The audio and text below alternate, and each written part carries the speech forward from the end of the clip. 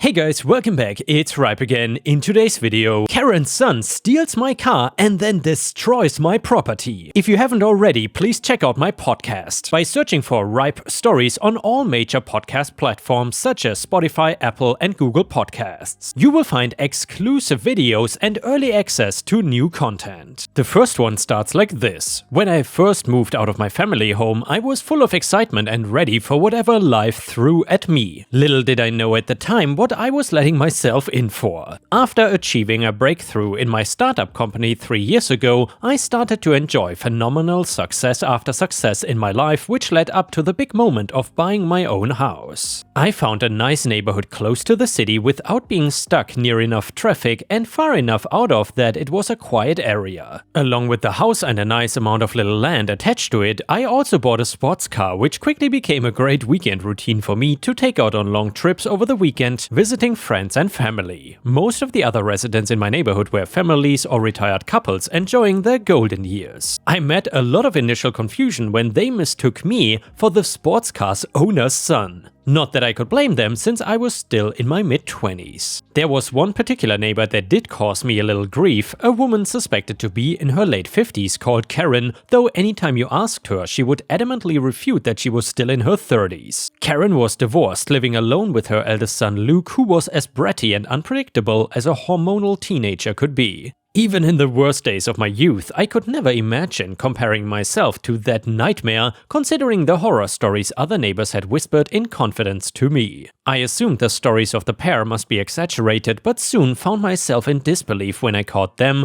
walking their dogs on my property. I gave them the benefit of the doubt, perhaps they were confused about the borders and meant to walk around, but nope. The mother was especially bad for incidents like these, and over the months it seemed her willingness to trespass was not gonna relent. While most of their invasions were small and over quickly, there was one event that crossed the line, something I was no longer willing to ignore. One warm Sunday afternoon, I was returning home from a road trip and spotted Karen leaving my property, and she didn't acknowledge me. When no answer came from knocking at her door, I retraced her steps to see where she came from or what she was doing. I thought it may be hard to pinpoint, but I was sadly mistaken after coming across a small area completely littered with trash and furniture. Karen's son stood over a sizzling barbecue, his back to me. As I approached, he mistook me for his mother, asking for more burgers to add to the fire. I asked what he was doing on my land, but in typical sarcastic teenager fashion he simply said barbecue, as if it didn't need any other explanation. When I asked why he could not have the barbecue on his own property, he shrugged me off and pointed back down the lawn where Karen was now approaching from carrying more food. I met her halfway and started a conversation, though she walked straight past me to the barbecue as she continued to chat. Despite my blatant confusion or annoyance at their self-made invitation, Karen made no attempt to apologize for their trespassing, not even an offer to include me in their event. When I got sick of waiting for an apology or explanation, I asked them to finish their barbecue on their own property.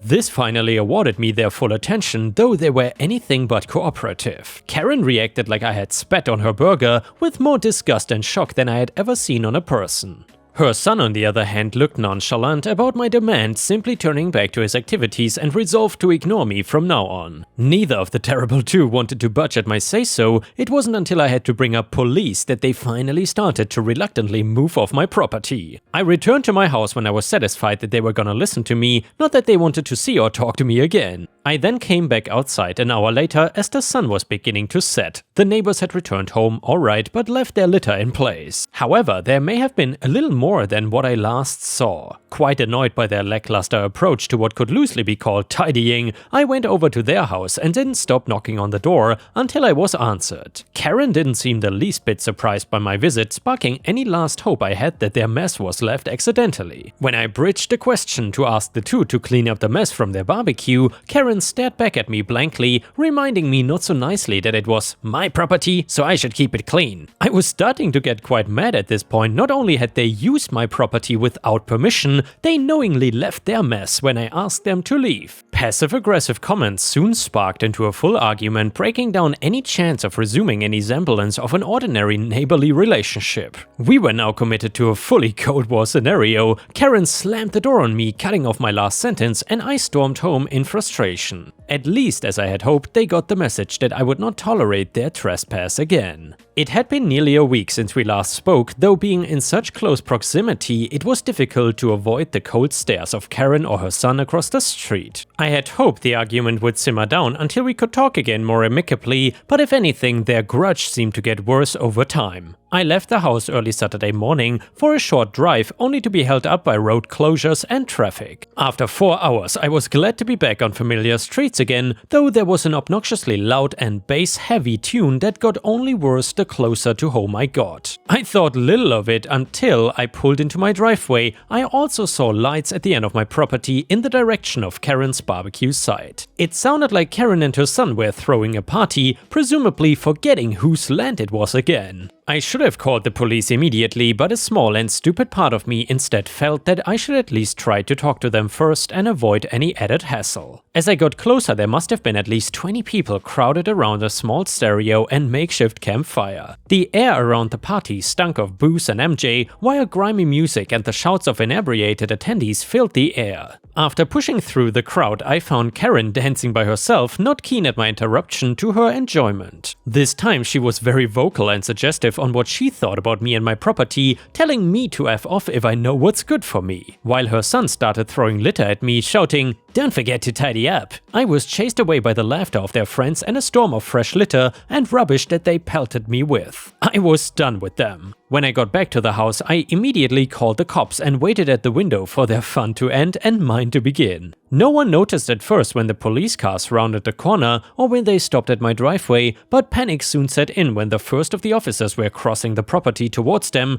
Chaos erupted as the partygoers ran in every direction, the music was shut off and was replaced by nervous panic. A number of them were caught and arrested. Reinforcements were called in for the police to handle them all in the end. Among those apprehended was Karen's son, who fought back and earned himself a little rougher treatment in response. Karen must have snuck away, but there was no way she would be able to avoid this with her son caught. I did not see much of what happened after that, as the party died completely, so too did the commotion.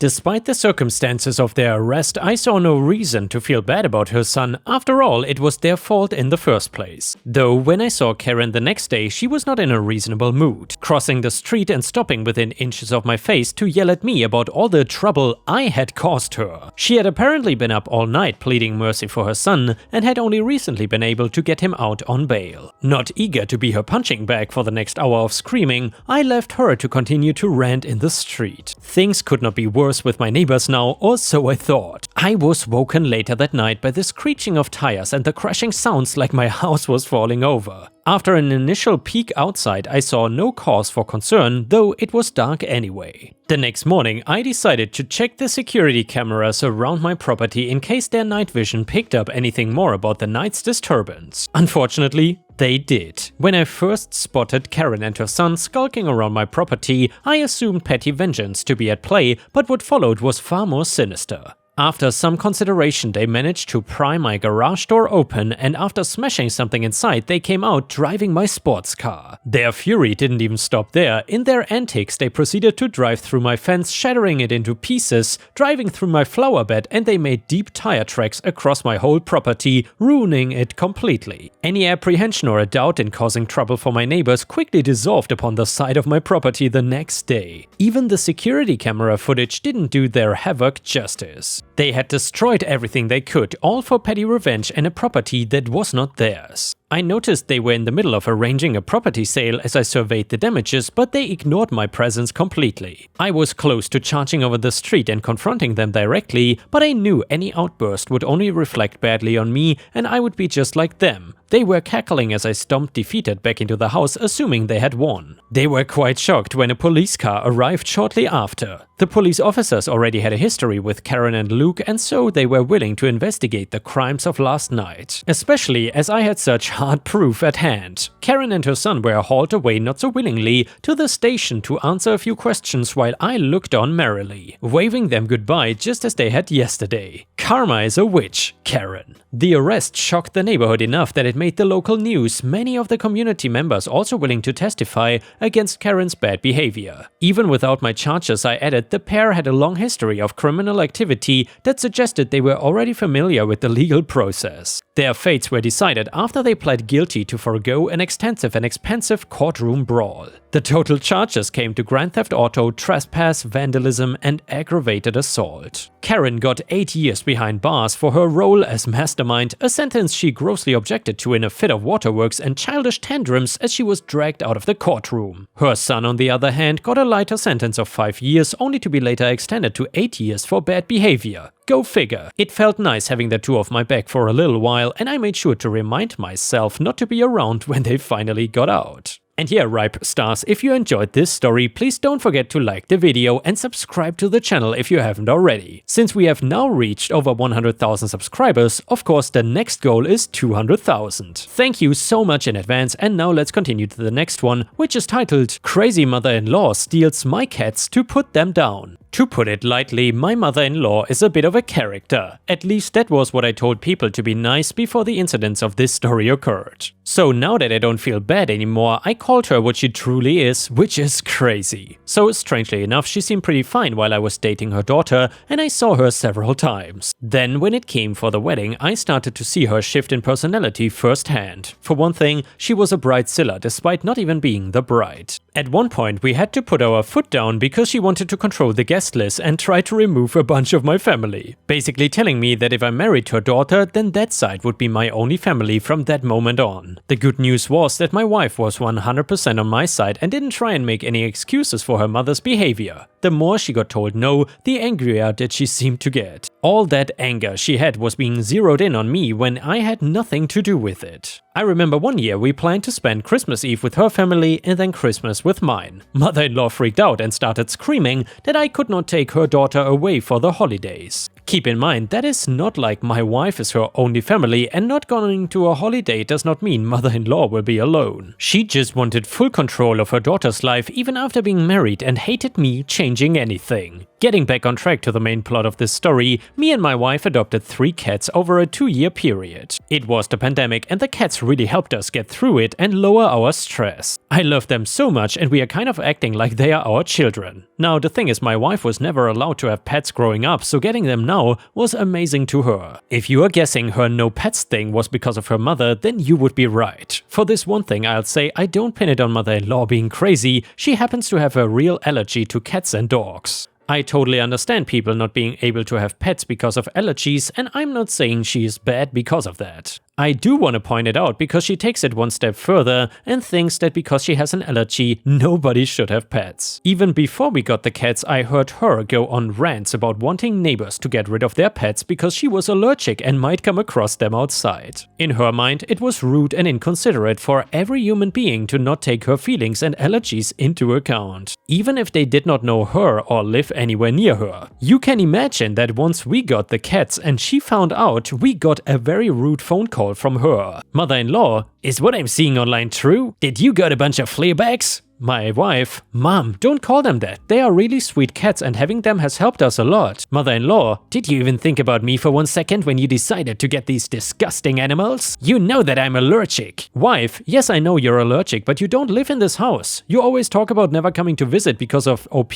and now you're complaining about the cats. Mother-in-law, we both know you got them, so I cannot come and see you. Wife, we can always put the cats in another room and vacuum if you ever decide to actually come and visit. This went on for a while and concluded with mother-in-law demanding we get rid of the cats, with my wife refusing and telling her to stop. Things did not end there because a couple months later mother-in-law did come over to visit, but it wasn't planned and she was not welcome. She managed to find our hidden key and actually just let herself into the house, scaring the crap out of both of us. She didn't even say hello before going room to room and trying to grab the cats. They are extremely chill cats and honestly a little slow on the uptake. This meant her grabbing and putting them in cages quickly was not that challenging. Meanwhile, we are chasing her from room to room trying to find an answer for what she is doing. The last cat, which was the youngest, actually ended up in my arms because I was scared of what she was gonna do. Then the ball dropped and she told us her plan. My mother-in-law said that these were disgusting creatures and no way would she allow them to live with her daughter. Again, going on another rant about this entire thing being my idea, and the only reason I did it was to spite her. She is so full of herself, I swear I could roll my eyes after every sentence she said. I questioned what putting the cats in carriers would do, and then she told me the most horrible thing she ever said. She told me that she was taking them out of the house and then putting them down. She was acting as if she was an exterminator or something, no remorse in her voice or face during the entire talk of stealing my lovely fluff balls and then wanting to kill them. Side note, by the way, I don't know much about allergies, but the fact that she was touching them and being near them with no side effects seeming to happen, I was not even sure if her allergy was real at that point. You can correct me if I'm wrong though in the comments. I was furious about what she said and grabbed the phone to try and call the police on her. I don't know anything about what specific law she was breaking, but I was sure trying to steal and kill my cats was against the law. I never got further than pressing the 9 button because she pulled out the gun I'm assuming was for the cats and pointed it right at my head. Like most people reading this, I've never been in a situation with a gun pointed at me, and I won't lie, I almost pooped myself. It was terrifying, and the fact that I knew my mother-in-law was crazy and might actually do it was even worse. Now, with a gun pointed at me, she reverted back to how I was stealing her daughter away and trying to ruin and break up the entire family. My wife, who had managed to sneak away in the commotion, called the cops quietly about the situation. I can only thank the fact that mother-in-law loved to go on her long rants, because otherwise I don't know if the cops would have gotten there before she shot me or my cats. The cops screamed at her to drop the gun, and as soon as she did, handcuffed her to the ground. You can also bet that I pressed charges against her for attempted kidnapping and attempted murder. She of course thought I was the one that should have been arrested and did not make a good enough case to the court. The jury found her guilty, and she is to this day behind bars. If I had known from the start that she was this crazy, then I might have wanted to move with my wife much further away from my insane mother-in-law. At least now we can have peace with our cats and not get yelled at about every single holiday. And now let's move on to the next story. It starts like this. This one is titled, "Am I the douchebag for telling my boyfriend he should not come?" Me, 21 female, boyfriend, 23 male, let's call him Charlie. Around a month ago, my mom mentioned a family vacation while in a call with me. Charlie and I have been together for about a year. He has still not met my mom's side of the family, only my dad's. My mom, 42 female, lives in my home country together with my stepdad, 50 male, and my stepbrother, 24 male, lives there but not in our hometown. Because of this, he had not had the chance to meet them yet. Yesterday I mentioned it to my best friend, 21 female, with who I have been friends with for 17 years now. I was on the phone with her. She is still in the city we grew up in and goes to university there. Because of that, she often sees my parents. My mom invited her like any other vacation, and this time she has decided to come. The trip is fully paid by my stepdad and my mom. My stepbrother will be bringing his fiancée, 21 female, too. Charlie was in the room while I was on the call and asked me what he should pack. I looked at him confused and asked if he was going somewhere. He said that he needs to know what to pack for the trip. I laughed and thought he was joking, since I never said he was coming. When I realized he was serious, I sat him down and told him that he's not gonna be able to come and there was no reservation for him, plus it will be very inappropriate to invite him over, knowing that this is a family trip and it will make bad impressions, like he is trying to come just because it's gonna be free. They have never met him and there is not any rooms left, he does not have a passport and other reasons that I tried explaining. He flipped out on me, telling me that I'm a bitch and that I'm probably cheating on him and that's why he is not invited. I tried explaining, but he left the apartment. He has not returned since yesterday and at 4 AM I have to leave for the airport, so I am worried sick. I called many times and texted, but he is not responding. So, am I the a-hole? And yeah, Ripe Stars, please let me know in the comments what you think about this situation. Is OP the a-hole or not? A user in the comments said, "Not the a-hole, why would a grown man wait until the day before traveling to a different country to number 1, ask what to pack, and B, expect to leave the country without a passport? Either this guy is dumb and dependent on someone else to help him function, or a total manipulator who wanted a reason to pick a fight the night before you go on a family vacation, OP. Something stinks here, and more than likely it's gonna be your apartment by the time you get back from parties and other people staying there. End it for your own safety." And then someone else said, a clear discussion should have occurred long before the day before you left, but overall, I wanna go with NTA because your ex-boyfriend was being an entitled child. I'm really confused as to why he thought he could leave the country with no passport. My family lives overseas right now, and my boyfriend came home with me for the holidays. This summer my parents wanted to do a strictly just family trip, which obviously I mentioned to my boyfriend because I was excited, but made it clear he was not on the invite list. Nothing against him, I would have loved for him to come, but I was not the one bankrolling this trip, my parents were, and I understand their desire for a last big trip with their own kids before they have to move back stateside.